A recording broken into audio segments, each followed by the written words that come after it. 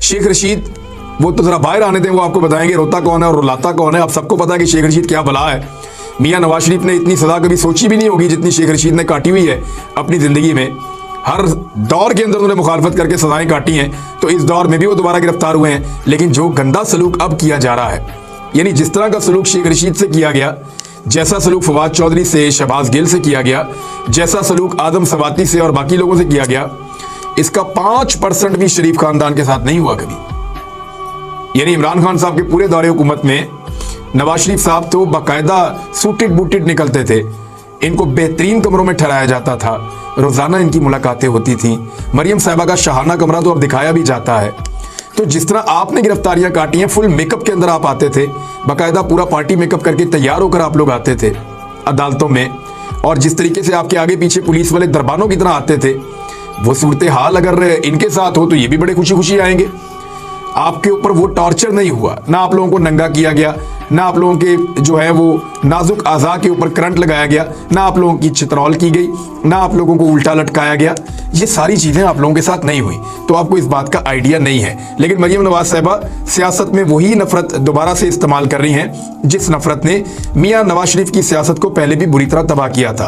अब मरियम नवाज का ये कहना है कि जनरल बाजवा ने रिटायर हुए तो उन्होंने लोगों से कहा, हाँ मैं मानता हूं कि इमरान खान जैसा ब्लंडर हमसे हुआ है। वैसे ये पता नहीं कब कहा उन्होंने, हो सकता है मरियम नवाज से या नवाज शरीफ से कहा हो, या किसी और से आसपास बंदे से कहा हो कि इमरान खान जैसा ब्लंडर हमसे हुआ है। मैंने कोई ऑन एयर स्टेटमेंट तो ऐसा नहीं सुना जहां जनरल बाजवा ने कहा हो कि ये ब्लंडर हमसे हुआ है। और जनरल बाजवा अपने खाते में इमरान खान की कामयाबी कैसे डाल सकते हैं?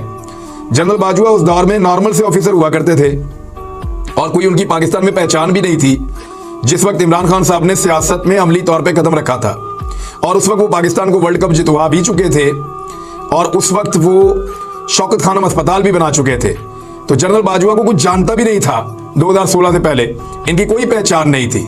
तो जनरल बाजवा की क्या हैसियत है कि वो इमरान खान को बनाते पाकिस्तान का वजीर आजम? हो नहीं सकता था ना। अगर जनरल बाजवा की इतनी हैसियत है तो कोई जर्नैल अपने किसी रिश्तेदार को बना दे, अपने किसी चचा के बेटे को, अपने किसी भाई को, अपने किसी रिश्तेदार को, उससे क्यों नहीं बना देता वजीर आजम पाकिस्तान? इसलिए नहीं बना सकता जर्नैल कि क्योंकि वो ये देखते हैं कि जो पाकिस्तान का वजीर आजम बनने जा रहा है उसके साथ वो अपने ताल्लुकात ठीक करते हैं और फिर ये तासुर देते हैं कि जैसे हमने आपका बड़ा साथ दिया एस्टेब्लिशमेंट की, वैसे इसी तरह की गेम होती है। तो जनरल बाजवा ने ये बात अव्वल तो की नहीं, लेकिन अगर वो कहते हैं की है तो फिर वो एक एतराफ़े जुर्म कर रहे हैं कि उन्होंने पाकिस्तान की सियासत में एक किरदार अदा किया जो उनके आईनी रोल के खिलाफ है। उन्होंने आइन शिकनी की है तो फिर उनके ऊपर मुकदमा होना चाहिए।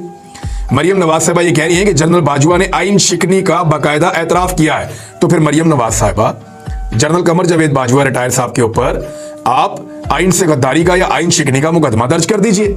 आपकी तो इस वक्त पाकिस्तान में हुकूमत है और आपको सारी जमातों का साथ भी आपके साथ है।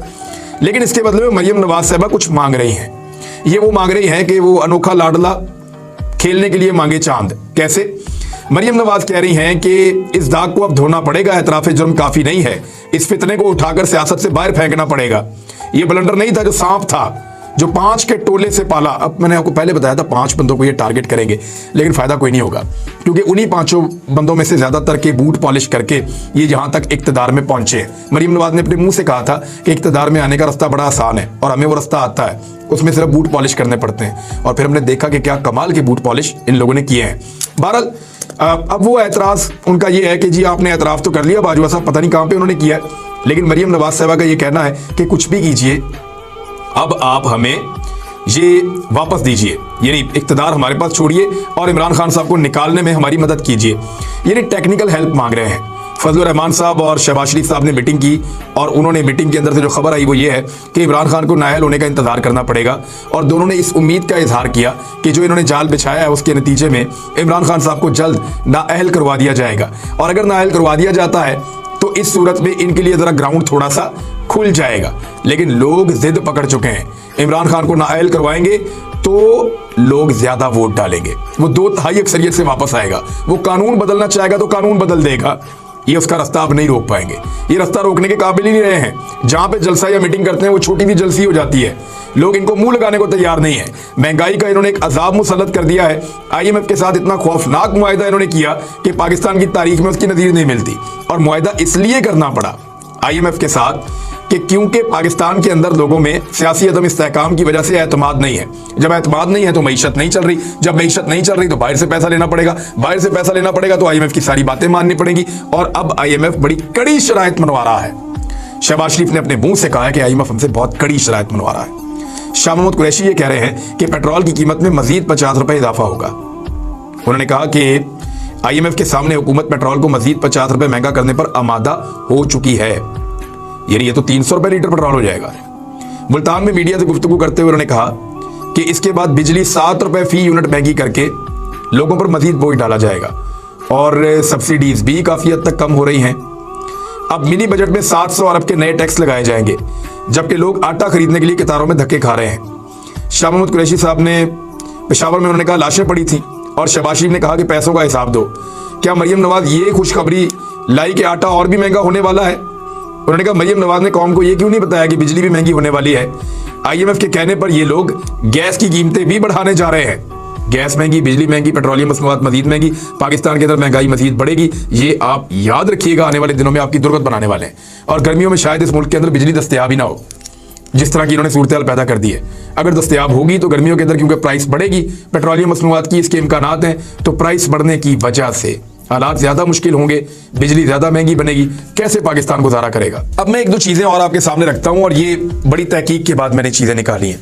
पाकिस्तान तहरीक इंसाफ की जब हुकूमत आई तो उस वक्त इमरान खान साहब को डॉलर 124 रुपए से कुछ थोड़ा सा ऊपर मिला था। 124। इमरान खान साहब ने जब 37 महीनों के बाद हुकूमत को छोड़ा तो उस वक्त जो डॉलर की कीमत थी वो 178 रुपए थी, जब तहरीक अदम एतमाद आई। तो अब अगर आप ये देखें कि इजाफा कितना हुआ, इमरान खान साहब के 37 महीनों में डॉलर की कीमत में 54 रुपए का इजाफा हुआ। और अगर आप इसको तकसीम करके देखें तो हर महीने, यानी इमरान खान साहब के दौरे हुकूमत में हर महीने जो डॉलर की कीमत में इजाफा होता था वो 1 रुपए 45 पैसे का इजाफा होता था, लगभग 1.5 रुपए से थोड़ा सा कम। इमरान खान के दौरे हुकूमत में एक महीने में 1.5 रुपए से थोड़ा सा कम इजाफा होता था डॉलर की कीमत में। अब आ जाए आप PDM की हुकूमत। PDM की हुकूमत में जो डॉलर की कीमत में 9 महीनों में इजाफा हुआ है वो इजाफा है 100 रुपए का, यानी 278 तक पहुंच गया। अब ये जो 100 रुपए का इजाफा हुआ है, इंटरबैंक के अंदर की मैं बात कर रहा हूं, ओपन मार्केट में तो और ज्यादा है। अब आप इसको 9 महीनों पे जब तकसीम करते हैं तो टोटल जो एक महीने के अंदर इजाफा हुआ है, हर महीने कितना डॉलर की कीमत बढ़ी है, वो 11 रुपए 10 पैसे। यानी इमरान खान के दौरे हुकूमत में डॉलर की कीमत हर महीने 1 रुपए 45 पैसे बढ़ती थी। शहबाज शरीफ और जरदारी और मौलाना साहब और इन सब के दौरे हुकूमत में डॉलर की कीमत हर महीने बढ़ती है 11 रुपए 10 पैसे। कहां 1.5 रुपया, कहां 11 रुपए और 10 पैसे। अब आप अंदाजा कीजिए कि कितनी तेजी से पाकिस्तान के अंदर इन्होंने डॉलर की कीमत बढ़ाई है। लेकिन वो सारे हमारे दानिश्वर भाई जो बहुत शोर मचाते थे इमरान खान साहब के दौरे हुकूमत में 2 रुपए डॉलर बढ़ने पे, वो आप सबको मुंह पे उंगली रख के खामोश दिखाई दे रहे होंगे। उन सबका शुक्रिया अदा करना मत भूलिएगा। इसके साथ साथ पाकिस्तान के जो कर्जे हैं उनमें जो इजाफा हुआ है वो 5 गुना ज्यादा कर्जा लिया है। यानी हुकूमत ने जुलाई से जनवरी तक तकरीबन 5 गुना ज्यादा कर्जा लिया है। एक तरफ तो ज़र मुबादला के ज़खायर को तबाही फेर के खत्म कर दिया, यानी जहां पे आपको मिले थे आप वहां तक रोक लेते।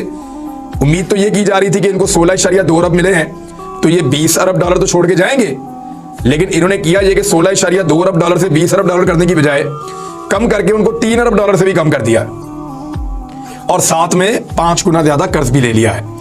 यानी जो 7 महीनों के दौरान बैंकों से 377% ज्यादा कर्ज लिया, जो 13 खरब 98 अरब रुपए तक पहुंच गया है, जबकि गुज़िश्ता साल इसी मुद्दत में यह कर्जा 2 खरब 93 अरब रुपए था। यानी कहां पे 2 खरब 93 अरब, यानी लगभग आप समझ लें 3 खरब का कर्जा था और अब 14 खरब का कर्जा है। 3 खरब से बढ़ाकर 14 खरब तक का कर्जा ले लिया। इसका मतलब आप जानते हैं कि इकोनॉमी को कितना बड़ा डेंट पड़ा है। लगभग 5 गुना ज्यादा कर्जा इन्होंने ले लिया है और ये इनकी कारकर्दगी है। दूसरी जानिब इमरान खान साहब ने, यानी अब इलेक्शन का माहौल बन गया है, मरियम नवाज साहबा ने अब जलसे शुरू कर दिए हैं, शहबाज शरीफ साहब भी अपनी एक्टिविटीज तेज कर रहे हैं, PMLN के लोग जो है वो अपने हलकों के अंदर एक्टिव हो गए हैं, फंड्स जारी किए जा रहे हैं उम्मीदवारों को ताकि वो जाएं और जाकर सियासी रिश्वत के तौर पर अपने जो प्रोजेक्ट्स उनको शुरू करें। ये सारी चीजें हो रही हैं। एक तरफ ये PMLN और PTM की मैं आपको बातें बता रहा हूँ, दूसरी जानिब इमरान खान साहब ने अब अपने उम्मीदवार फाइनल करना शुरू कर दिए। मुख्तलिफ इजला की उन्होंने मीटिंग्स की और तमाम उन्होंने लिस्टें मंगवाई। हर हल्के से 3-3 उम्मीदवारों की उनको फहरिस्त दी गई और उसमें से इमरान खान साहब हतमी फहरिस्त तैयार करेंगे और फाइनल करेंगे। मेरी इमरान खान साहब से मुलाकात हुई, कुछ चीज़ें उन्होंने मुझे बताई हैं, वो मैं आपसे अगले व्लॉग में शेयर करूंगा। लेकिन मैं आपको ये बता देता हूं कि इमरान खान साहब इस मरतबा बहुत बड़ी तादाद में नौजवानों को और नजरियाती वर्कर्स को टिकट देने जा रहे हैं, क्योंकि इस मरतबा इमरान खान साहब ने कहा कि ना अलीम खान है, ना जहांगीर तरीन है, ना चौधरी सरवर हैं, इन लोगों ने इमरान खान साहब के बकौल पिछली मरतबा बड़ी तबाही फेरी है और ऐसे लोगों को टिकट दिलवाए गए हैं जो ना सिर्फ इलेक्शन हारे बल्कि पार्टी की बदनामी का बायस भी बने। तो इस मरतबा उनका ये मानना है इमरान खान साहब का कि वो बेहतर लोगों को टिकट देंगे, अपने नजरियाती वर्कर्स को टिकट देंगे और नौजवानों को प्रेफरेंस देंगे मौजूदा इंतखाबात में।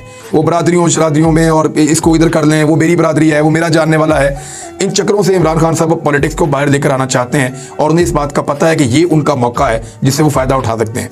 जेल भरो तहरीक के ऊपर एक बड़ा कम्प्रीहेंसिव काम हो रहा है और बड़ी ज़बरदस्त तरीके से पाकिस्तान तहरीक इंसाफ तैयारी कर रही है।